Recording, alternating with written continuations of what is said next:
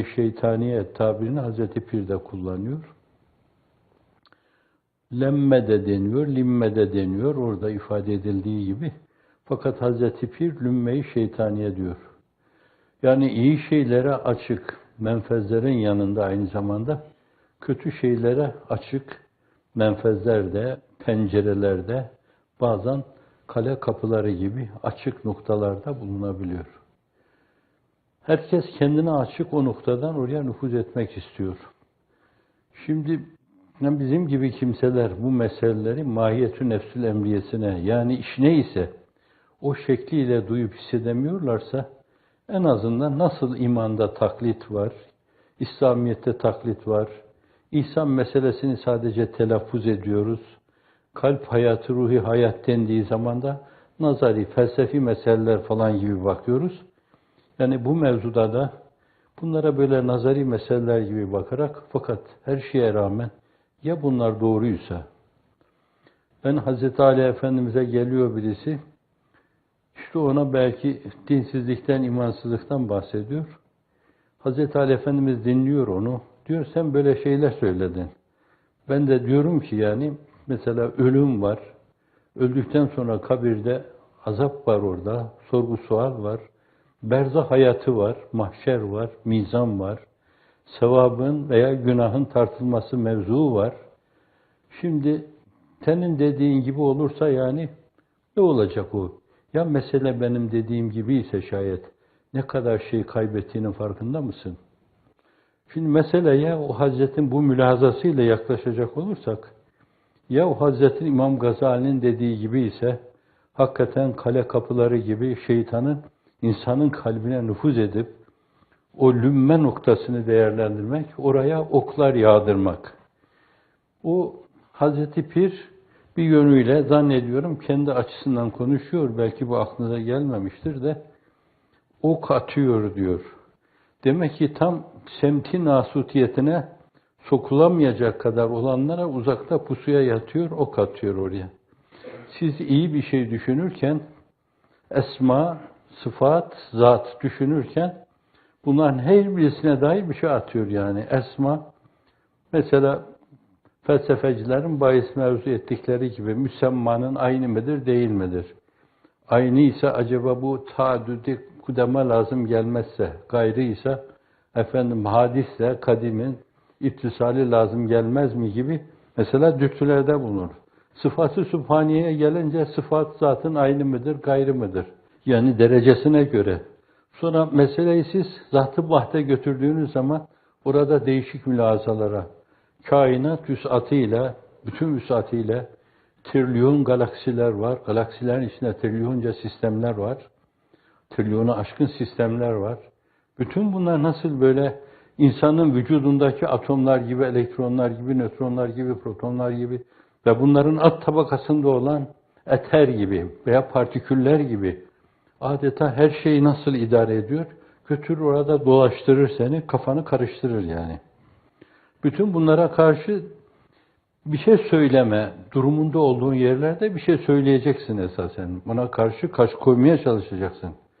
Ama aklının yetmediği bu türlü meselelerde insanlığın iftihar tablosunun cevamül keliminden beyanına uyarak diyeceksin ki zat mevzuna gelince orada makas gibi bir hakikat kollarını açıyor. Arkadaş burası çıkmaz sokak diyor. Bu tabir Necip Fazıl'a ait. Makas gibi kollarımı açarak burası çıkmaz sokak. Evet, o mevzuda bizim dar mülahazamız onu idrak edemez. La tudrikul absar ve huve yudrikul absar. Basarlar, basiretler onu kuşatamaz. Onu tamamiyetiyle ifade edemezler. Bir tecellisi, cüz'i bir tecellisi Seyyidina Hazreti Musa'ya tecelli edince bayılıp düşmüştü. Kalktığı zaman da o senin kelamın 70.000 insan kelamına denk demişti. Kelamı, beyanı, vak'a bu. İnsanlığın iftihar tablosuna ondan gelen o kelami ilahi tecelli tayfları geldiği zaman adeta kendinden geçiyordu yani orada. Yüzünden kış gününde bile ter dökülüyordu. Evet, öyle bir şey kaldı ki o meseleyi tahammül edebilecek güçte ve kuvvette yaratılmıştı.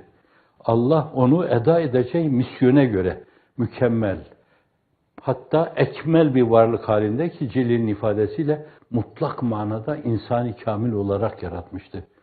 Bütün beşere alem şumul bir peygamber mahiyetinde yaratmıştı onu Allah Celle Celaluhu. Ama yine de ondan gelen o tayflar karşısında adeta kendinden geçiyordu.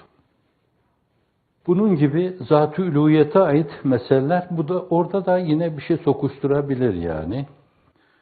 Yalancıların yalanı bir tarafa, bazıları bana şu geldi, bu geldi falan derler de, onlar yalan olabilir. Fakat Hazreti Gazali gibi, İsmail Hakkı Bursevi gibi, Abdülkadir Ceylan Hazretleri gibi, Muhammed Bahuddin Nakşibendi gibi, Necmeddin Kübra gibi insanlar bu mevzuda bir şey söylüyorlarsa, mutlaka onlar içlerine doğan Hazreti bir ihtar diyor. İçlerine doğan gayrimetluh bir ilham ile esasen dedikleri şeyleri diyorlar. Naklederken meseleyi Cenab-ı Hak bana dedi ki diyor. Ey Bayezid, Cenab-ı Hakk'ın hazineleri ibadetle doludur. Gayen şayet ona yakın olmak ve onu memnun etmekse kendini küçük gör, amelinde ihlaslı ol. Kendini küçük görme, amelde ihlaslı olma, bu iki vasfa haiz olmayan bir insanın her sene 2 defa hacca gitmesi, bütün ömür boyu oruç tutması, hiç durmadan her gün 1 rekat namaz kılmasından daha hayırlıdır. Kendini küçük görme, minnacık, karınca gibi ve amelini de emredildiği gibi yapma. Yaparken de yine halisane yapamadım deme. Bir yerde bir tavır ve bir davranış itibariyle falan da beni gördü böyle veya sesini duyururken hiç öyle bir niyeti yoktu. Fakat sesini heyecandan dolayı gayri ihtiyari duyurduğu zaman o da duydu böyle aklının köşesinden geçtiyse bir şirk yapmış gibi estağfurullah demeli. Estağfurullah. Her şeyi senin duyman bana yeter. Her şeyi senin bilmen bana yeter demeli orada. İhlas odur yani. Her mülahazasında sadece Allah için işleme, Allah için başlama, Allah için görüşme, Allah için konuşma, lillah, liveçillah, leecillah rızası dairesinde hareket etme demektir. İşte bunun zerresi ihlas içerisinde dediği gibi batmanlarla halis, zerre atom demek. Bunun zerresi batmanlarla halis olmayana müreccahtır diyor. O Hazret diyor açıktan açığa Cenab-ı Hak bana böyle dedi. Netaicini alın bakın İsmail Hakkı Bürsevi Hazretlerinin neler var neler. Ne türlü mülakatlardan bahsediyor. Aynen öyle de Hazreti Gazali açıktan açığa Allah bana öyle dedi demiyor da fakat ufkunun enginliğine bakın. Derleyip toparlayıp orada kitap yazarken o günlerde o kitaplar böyle sizin bilgisayarlarınızda hemen çabuk ulaşılacak. Hatta matbu şekilde alıp böyle ferislerine bakacağınız şekilde değil. Mahdut, elle yazılmış, hangisi nerede belli değil, hangisi nerede belli değil. Bütün onlardan böyle bahisler yapması ve aynı zamanda meselenin kritiğini yaparak da esasen ortaya koyması, bu çok önemli bir şey. Demek ki hakikaten şeytana ait bütün menfezler tıkalı onda. Ama meleklere ait bütün menfezler de açık. Sağanak esasen o ilham sağanağıyla sürekli boy atıp gelişiyor. Manen büyüyor, yükseliyor. Her gün kademe kademe bir miraçla ona yükselir gibi yükseliyor. Öbür tarafta da kemal hassasiyetle onlara karşı koyuyor diyor. Şimdi günümüzün insanına gelince hafizanallah. Evvela kendini böyle doğru okuyamamış olma. Bu bir parçası çıkmış bir şeyle arz edeyim. Ben Enbiya-i İzam'ın esas insanın kendiyle yüzleşmesi, insanın kendi kendini keşfetmesi. Hadis diye rivayet edilir, kutsi hadis diye rivayet edilir. Men arefe nefsehu fakat arefe rabbehu. Nefsini bilen Rabbini bilir. İnsan kendini iyi keşfederse, yani bir yönüyle enfüste kendinin arifi olursa, enfüste kendinin arifi olursa, afakta arif olmaya doğru yürür. Sonra arifun billah olur, bir gün gelir. Evet, arif değilse zaten bir yönüyle bildiği şeyler, onun bilgisi esas, irfana dönüşmemişse, buna Frenki ifadesiyle kalp kültürü diyoruz. Veya bildiği şeylerin tabiatına mal olup, tabiatının bir derinliği haline gelmesi. Artık emirlere göre kendini sevk ve idare etmesi değil, doğrudan doğruya işte o iç dürtülerle, iç ilhamlarla, iç itmelerle esasen, vicdanında oluşan o iç itmelerle, böyle yemeye, içmeye, daha başka beşeri mukteziyata, elinde olmayarak yürüdüğü gibi yürüme işi. İşte insanlığın iftihar tablosu, sizin yeme, içme ve başka şeylerden lezzet aldığınız gibi ben ibadetten lezzet alıyorum buyuruyor. İbadeti dünyevi lezaiz gibi duyuyor ve dolayısıyla da ayakları şişmenin farkına varamıyor. Sabahlara kadar ayakta duruyor. Zaten her hali maiyette ve teveccüh ilahi altında bir yönüyle maiye sağanaklarıyla veya bir yönüyle ne manadaysa şayet ilahi tecellilerle posnişin olma durumunda. Öyle diyeyim, kaçındım zatla demeden. İlahi tecellilerle posnişin olma durumunda.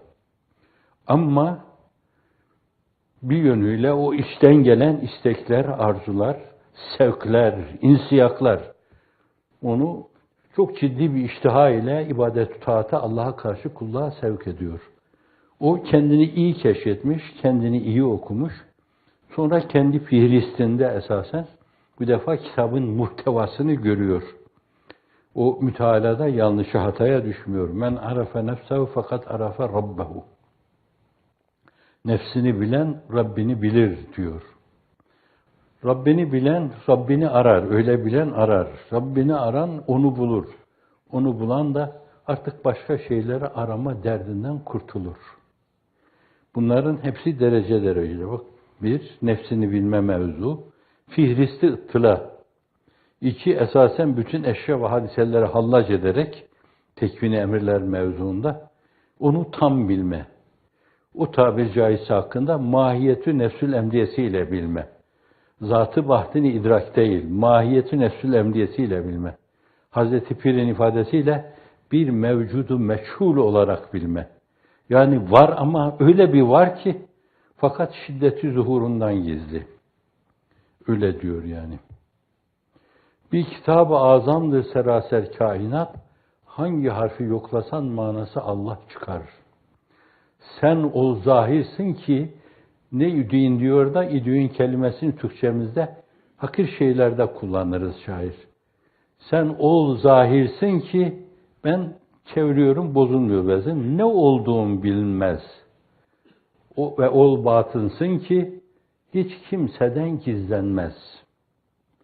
Bak ters gibi geliyor. Öyle bir batınsın ki hiç kimseden gizlenmez. Evet, her şeyde kendini hissettiriyor o.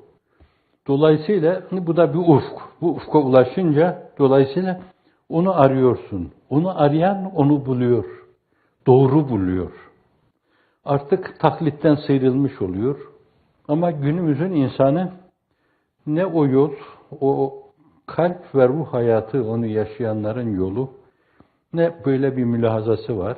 Yetiştiği kültür ortamından bir yönüyle aldığı şeyler neyse işte onunla kulluk adına yatıp kalkıyor. Ne şeytanın giriş noktalarından haberi var, lümme-i şeytaniyeden de meleklerin girip çıktığı esas latife-i Rabbaniye mahzeninden. İstersen la havle ve la kuvvete illa billah kenzi ilahisinden, mahalli tecellisinden haberi var. Bu mahalli tecelliyi bazen zat-ı üluhiyetin bir yönüyle arşı şeklinde görmüşler. Biri şöyle demiş, kalp arş-ı rahmandır, onu yıkmak tuğyandır ve husrandır. Bu Alvar İmamı'na ait. İbrahim Hakkı Hazretleri, dil beyti hudadır gönül. Farsça gönül demek. Dil beyti hudadır, anı pake ile sivadan, kasrine nüzul eyle Rahman gecelerde. Tecelli doğrudan doğruya İşte o meslu mahmurluk içinde zat-ı üluhiyetin haşa orada konaklaması gibi ifade ediyorlar. O bir tecelli şeyidir. İnsanın kalbi bir mecradır. İnsan kalbini öyle parlak bir ayna haline getirirse Hazreti Ruhu Seyyidül Enam gibi. Evet. Mir-ati Muhammed'den Allah görünür daim demiş Aziz Mahmud Hüdayi. Dolayısıyla ona bakan hakikaten onu müşahede eder. Varlık onu okur. Bakın yani bir insan kendini okuması var. Bir de hakikaten ona baktıkları zaman onu okuma meselesi var ki bu onun çok üstündedir. Bakıldığı zaman Allah'ı hatırlama. Hani ricalde yine görüyoruz. Bir zatı gördükleri zaman işlerinden gele gele Allah diyor herkes. Öyle messu mahmur yaşıyor. Böyle cehenneme bakıyor gibi tir tir titriyor. Allah'a hesap veriyor gibi tir tir titreme içinde. Bunu bizim gibi avam esasen düşe kalka yürüyen insanlar çok anlayamayabilirler. Ama olduğumuz yerde kalmak, bu da yeter demek, bu dun himmetliktir. Çünkü burada durma esasen kaymaya karşı açık durma demektir. Şeytanın melabesi haline gelmeye açık durma demektir. Evet, burada dinlendirmek için bir menkıbe arz edeyim size. Bahsetmiştim daha evvel. Bir zat caminin önünden geçerken birini görüyor orada. Elinde bir sürü zimam, gem, atın ağzına vurulan gemler. Bekliyor orada. Sen kimsin diyor. Bu şeyler böyle Erzurum ağzıyla şeytan diyor. Ben şeytan diyor. Ne işin var burada bu caminin hariminde, şadırvanın kenarında? Diyor şu içeride Cenab-ı Hakk'a dilbeste olmuş, zikri fikirde bulunan insanlar. Bunlara gem vurmak için bekliyorum. Bakın yani bir açık kapı bulursa gem vuracak. Evet o içeridekiler kadar da elinde gemi var onun. Hepsini gem vurma niyetinde. Latif bir varlık olduğundan dolayı bir anda 50 tane şey yapabilir. 50 türlü vesvese şeraresi, sinyali gönderebilir. Bu sinyallerle doğrudan doğruya onun kalbinin ilhama açık esas şeylerini bence nedir Morse alfabesinde gelen şeyleri onları bozabilir. O şerareler bozabilir onları. Benim gemim hangisi? Diyor senin geme lüzum yok ki. Sen zaten benim arkamdan koşup geliyorsun. Caminin önünden geçerken namazın bile yok zavallı. Evet bu bir tehlike. Fakat bundan daha tehlikeli bir şey vardır. Caminin içine girdiği halde, Ramazan'a yetiştiği halde, hacca gittiği halde, bütün bu mukaddes şeyleri bir yönüyle dünyeviliğe ulaşmak için ayağının altına koyacağı kerpiç gibi, basamak gibi kullanma denaati vardır. Bu ondan daha tehlikelidir. Müsaadenizle belki beni affetmeyeceğiniz bir tabirle söyleyeceğim bunu. Meselenin daha kafircesidir bu. Bir yönüyle dünyevi bir yere ulaşmak için bir kısım maddi menfaatlere dilbeste olma, gönlünü onlara kaptırma, her şeyi bir çıkara bağlama, yaptığı şeyleri çıkara bağlayan insanların kalıcı bir eser ortaya koymaları görülmemiştir. Ve başarılı da olamamıştır. Dünyaya dair bu türlü şeylere dilbeste olmanın yanı başında bir de o uhreviliğe ait derinlikleri esasen yine dünyevi basamaklar, hatta ayağın altında merdivenlerin basamağı haline getirme. Abdest bir basamak. Ona basarsan halk da sana bakar. Bir basamak namaz. Bir de namazı kullan burada bu mevzuda. Bir de eşhedü en la ilahe illallah ve enne Muhammeden Resulullah de. Bir basamak da onu yap. Hafizanallah. Kutsalı, nakutsal olan şeylere ulaşmak için esas basamak yapma. Dünyadaki İslami meselelere sahip çıkma. Fakat zerre kadar el uzatmama, atma, tutma. Basamak yapma. Mümine yardım etmek müminliğin gereğidir. Men lem yehtemme bi emril müslimin felise minhum. Fakat meselenin lafını etme, evet, blöf yapma, halkı toplama cahil, sürü mahiyetindeki halkı toplama, şovlarla kendini ifade etme. Bakın burada da kutsal yine kirli bir kerpiç haline getiriliyor, ayağın altına konuyor, bir yere yükselme adına. Bana bir şey desinler diye. Beni bir yere koysunlar diye. Din adına çok önemli bir şahsiyet. Salahaddin desinler diye. Fatih desinler diye. Bir kısım ahmaklar da diyor desinler diye. Dünya bu türlü cebabirle dolu. Toprak bu çağda hep Firavun yetiştirmeye müsait. Kuvve-i imbatiyesi öyle güçlü ki dünyanın neresi İslam dünyasının neresine giderseniz gidiniz daha çok İslam dünyasında böyle maşallahı var. Önceden şeytan tarafından serpilmiş tohumlar birer Firavun halinde başa yürüyor. Birer fide halinde selvi olmaya doğru yürüyor. Ve bunlar o kapkaranlık gölgeleriyle bir yönüyle insanlığın ufkunu karartıyor. Allah'ı görmelerine mani oluyorlar. Evet, dinsizlikten gelen tehlikeden daha tehlikeli. Çünkü kırmızı çizgiler silinip gidiyor. Kutsal bir yönüyle nakutsal olan şeylere vesile yapılıyor. Müslümanlık görüntüye bağlanıyor. Riya, süm'a, ucub. Hepsi şirk bunların. Riya, süm'a, ucub. Ve büyük görünme, fakir ve kibir. Tesbihatınızda bunlardan Allah'a sığınıyorsunuz. Her gün tesbihatınızda bunlardan Allah'a sığınıyorsunuz.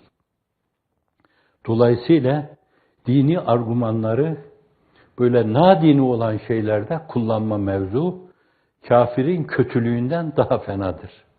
Günümüzün insanı şeytanı da meleği de taklidi şekliyle anlamıştır. Söyler "Euzu billahi mineşşeytanirracim" diyebilir. Rabbi euzu bike min hemezati'ş-şeyatin ve euzu bike rabbi en yahdurun diyebilir. Veya sabah akşam virtlerinde olduğu gibi Allahümme sur avrati ve amin ravati Allahümme ihfazni min beyni yedeyye ve min halfi en yemini ve en şivali min fevki ve euzu bi azametike en uhtale min tahti diyebilir.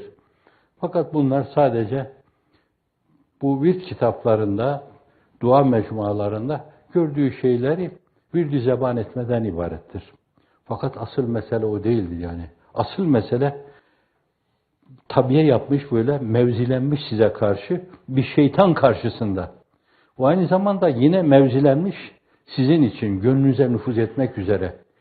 Kalbini temiz tutanlara, kalbinin kapılarını onlara açık tutanlara karşı onlar da mevzilenmiş. Ama birileri oraya girince o kapılar yavaş yavaş kapanıyor. Birbirine zıt kapılar gibi, terazinin kefeleri gibi. Birine ağır bir şey başında öbürü yukarıya kalkıyor. Aynen onun gibi.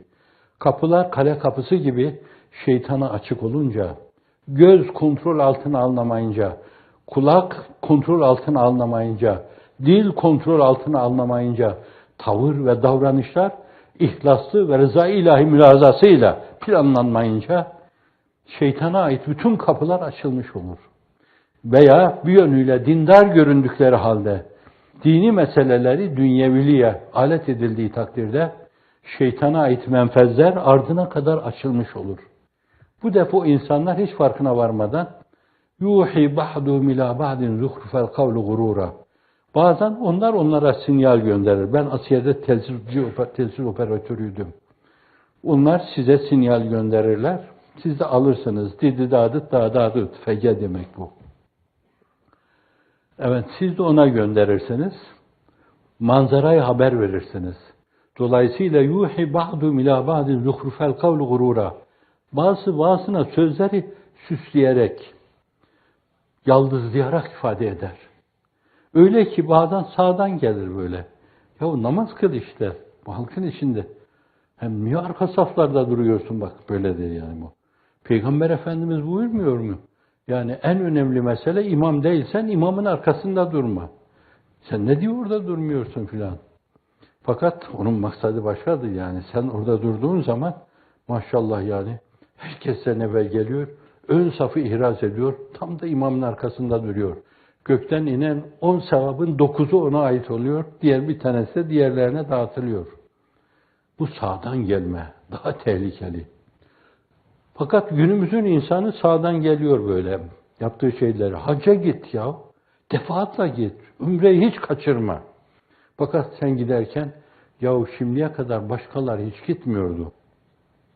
Onlar şöyle böyle milletin kaderine hakim oldukları dönemde hiç bu incelikte görmedik. Değerlerimize saygı duyduklarına şahit olmadık. Dünyevi zevkleri içinde yaşadı gittiler böyle. Bir gaflete yelken açtılar ki kenara çıkmaya fırsat vermedi. Bak ne güzel işte sağdan geliyor ne güzel. Sen hacca gidiyorsun millet de görüyor böyle. Böylesi görülmemişti. Hakikaten onun ufkuna erilmemişti. Bak neler gösteriyor neler der yani burada. Oruç tutarken öyle konuşur bir yerde. Oruç değildir esasen. Önüne su koydukları zaman elinin tersiyle iter. Gafil misiniz siz yani? Benim gibi bir Müslüman oruç tutuyor. Bu tavrıyla bile yine orada dinin bir dinamiğini ayağının altına koyduğu bir kerpiç olarak kullandı demektir. Bunlar. Bütün bunlar istismar diyoruz. Efendim, ona dayanık tahribat yapma diyoruz. Hafizanallah. Efendim, bir de soldan gelmesi vardı ki günümüzde o da var, o da tehlikeli. Çokların hayatına baktığınız zaman da menahi irtikab ediliyor gırtlağa kadar. İbadet-ü taat böyle kirlendiği gibi öbür taraftan da esasen onların ruh dünyaları bütün yıkılıyor. Esas mevzilenmiş şeytanlara kale kapıları gibi kalpte kapılar açılıyor. Bohemce yaşıyorlar. Harama bakıyorlar. Haramı dinliyorlar. Yalan söylüyorlar. Büyük serkarlardan bir tanesinin söylediği yalanlar bine bali olduğunu söylüyorlar. İftira bine bali olduğunu söylüyorlar. Ve bunlar bir kere söyleyince günah-ı kebair. İstiğfarla buz gibi erir gider. Fakat bunlar bir şey değilmiş gibi sürekli söylüyorsa kafir olur.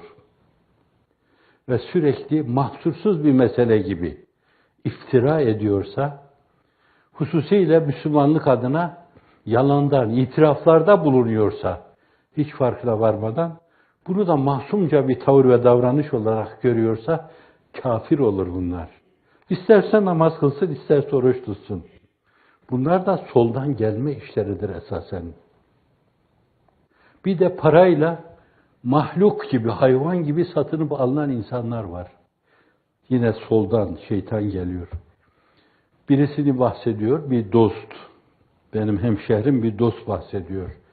Yine önemli, 30 insandan bir tanesi derken siz anlarsınız. Siz niye bu kadar bu olumlu şeylerin, pozitif şeylerin aleyhindesiniz? Şakır şakır para yağdırıyorlar. Diyor dedim. Yani şimdiye kadar ne kadar verdiler sana? Unuttum ben. 200 milyon euro galiba dedi. Evet, ne yapıyorsun bununla? İngiltere'de her şeye karşı bir şeyler, tesisler, villalar yapmaya çalışıyorum. Geçen de bir arkadaşımız bunun şerhi, haşiyesi mahiyetinde bir sürü insanın kaçma faslı başlayınca esasen kaçabilecekleri yer için dünya kadar böyle yatırım yapıyorlar. Soldan gelen şeytanın ruhlara nüfuz etmek suretiyle, çünkü kapılar açık esasen, oradan da vuruyor. Önden geliyor, ileriye matuf bir kabir var. Münkir nekir suali var. Evet, burada yine bir ara vererek bir şey arz edeyim. Arz etmiştim bunu. Mahsur görmüyorsunuz değil mi? Bir kadıncağız varmış, kabirden çok korkuyor. Allah'a inanıyor, münkir nekire de inanıyor. Men Rabbüke ve men nebiyyüke. Buna tabii münkir nekir Arapça bilirler ona söylerken. Men Rabbüke ve men nebiyyüke derler herhalde. Rabbin kim, nebin kim, dinin ne falan derler. Diyor ki, benim mezara gömdüğünüz zaman mezar gibi bir yerde yanımda kazın. Bundan sonra birisi Allah rızası için yani o sual bitinceye kadar orada dursun. Kendimi yalnızlığın gurbetini yaşamayayım yani orada. Bir sinerji olur benim için. Hazreti Münkir ve Nekir'e Ben de doğru cevap veririm. Efendim kemküm etmeden. Hakikaten menkıbe bu. Menkıbeden aslına bakılmaz, faslına bakılır. Hakikaten gömüyorlar ve sonra bir tanesinin de paraya ihtiyacı varmış. Belki hani şimdikilere böyle bir çuval vermek suretiyle satın aldıkları gibi. 15 milyon verince bir adam bakın itibarını, şerefini, onurunu, gururunu, aileye ait izzetini ayaklar altına aldı. Maşallahı var yani. Ticarette aklı eren birisi. Vaka çağda olan. Onun da gözü işte paraya takılıyor. Olsun veriyorlar. Gömün beni diyor oraya. Giderken oraya yine de dalgın yani mezara girecek diye. Komşularından birisinin kapısının önünden geçerken adam orada baltayla odun kesiyormuş. Orada kıymıklardan biri sıçrıyor oraya. O da eline alıyor onu. Menkıbe öyle diyor. Böyle yaparak gidiyor oraya. Tam mezara da öyle koyuyorlar. Gömüyorlar, kapatıyorlar. Onun üstünde herhalde nefessiz kalmaması için ona göre bir şeyle kapatıyorlar. Münkir Nekir Hazretleri kadına sorguya geliyorlar. Kendi aralarında konuşuyorlar. Diyorlar ki bu nasıl olsa elde bir. Hele biz şu diri adama soralım. O kıymık nereden sana? Şaşırıyor. Geçerken komşunun kapısından aldım. Var mı ona sormadan alma. Vur şuna bir topuz. Aldıktan sonra geriye dönüp itizarda bulundun mu? Yok bulunmadım. Vur bir topuz. Bir kıymık için 30 tane topuz vuruyorlar. Ulan bunların paralılar da bilmem neyi de efendim yerin dibine bassın diyor. Yıkıyor üstündeki şeyi dışarıya çıkıyor. Yani bir kabir var burada, bir berzah hayatı var. Ondan sonra bir mizan var, terazi var orada. فَمَنْ يَعْمَلْ مِثْقَالَ ذَرَّةٍ خَيْرًا يَرَهُ وَمَنْ يَعْمَلْ مِثْقَالَ ذَرَّةٍ شَرًّا يَرَهُ. Kıldan ince, kılıçtan keskin bir sırat var. Geçemeyenler, dökülecek kimseler için bir cehennem var, bir cennet kapıları var. Dünyada kalbinin kapılarını melekleri açanlar için bir cehennem kapıları var. 7 tane kapısı var. Şeytana kapıları aralayanlar için onlarda. Bütün bunlar ileride insanın görmesi, bilmesi gerekli olan şeyler. Adam diyor sadece sen bugün adamısın. Ye iç yaşamana bak.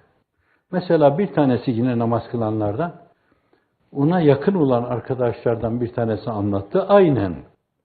Yani sahibi meratipten bir tanesi diyeyim de siz bir yere koyun onu lütfen. Yani Allah var, peygamber var, hesap var, cennete girme var. Yahu siz çok öteleri düşünüyorsunuz diyor. Vallahi bu laf da küfürdür yani. Küfür, öteleri. Öteleri düşünmeyeceğimde ne olacak?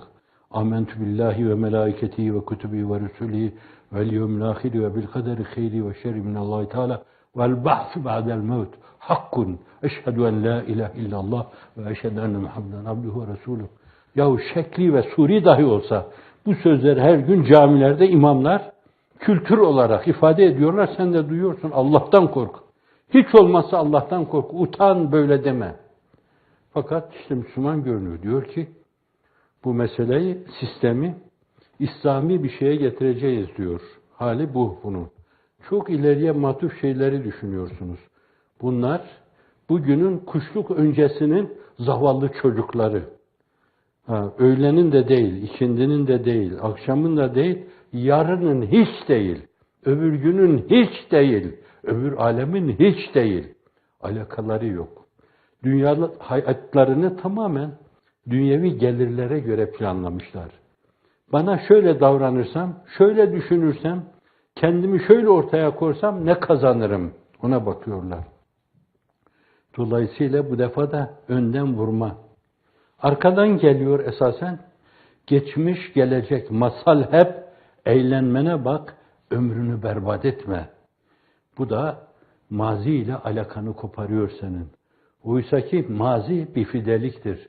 Mazi toprakta bir kuvve-i imbatiyedir. Gelecek onun bağrında ancak inkişaf eder. Ve aynı zamanda tarih şuuru o sayede gelişir. Ve siz o irtibatla Allah'ın izni inayetiyle geçmişteki o ulvi duygularınızı, gaye-i hayallerinizi yeniden ihya edebilir. Bir bahsu vadel mevt, yaşatabilirsiniz. Arkadan geliyor. Bilemediğiniz şekilde tepeden gelir. Nöronlarınızı bozar. Bilemediğiniz şeylere, kafa karışıklığına sizi sebebiyet verir. Öyle şoklar yapar ki alttan gelir, o hiç bilemediğiniz şekilde bir şeydir. Bilemediğiniz şekilde tepetaklak getirir. Buna karşı insanın iftihar tablosu az bile olur o yani bizler için. Sabah akşam Allahümme sur avrati ve amin ravati Allahümme hfaz min beyni yedeyye ve min halfi ve an yamini ve an şimali ve min fevki ve audu azametke en uğtale min tahti. Düşünün, Kur'an Allah kelamı. Onu okurken auzu billahi mineşşeytanirracim diyoruz. Recm edilmiş, Allah tarafından tard edilmiş, kovulmuş şeytanın şerrinden sana sığınarak senin kelamına başlamak istiyorum diyoruz. Evet, şeytandan Allah'a sığınmanın yanı başında her şeyi siyasetine alet eden siyasilerin şerrinden de Allah'a sığınmak lazım. Tam mevsimi. Auzu billahi mineşşeytani ve siyaseti. Auzu billahi mineşşeytani ve siyaseti. Auzu billahi mineşşeytani ve siyaseti. Vesselam.